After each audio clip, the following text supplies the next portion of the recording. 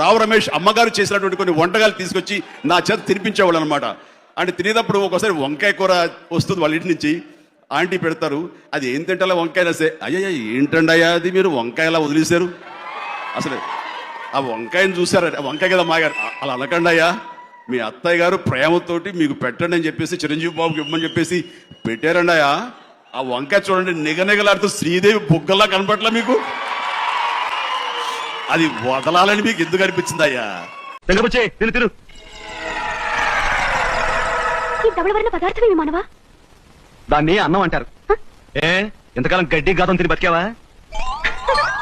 ఇదేమి మానవా? అది వంకాయ. దీనిని ఏమి చేయవలేను? దాన్ని నోట్లో పెట్టుకుని కొరుకు.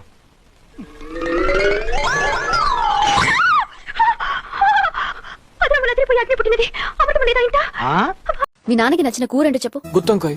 అది ఆంటీ, ఈ రోజు వంటలన్నీ నేనే చేస్తాను, ఒక గుత్తి వంకాయ మాత్రం మీరే చేయాలి.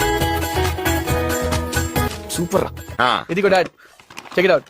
మంచి కూర ఇంటి నుంచి తీసుకొచ్చా. నాకొద్దు. నీ ఫేవరెట్ గుత్తొంకాయ, అది అమ్మ చేసింది. నాకొద్దు. అబ్బా, అమ్మా గుత్తొంకాయ వండడం నేను ఎవరు కొట్టలేరమ్మా.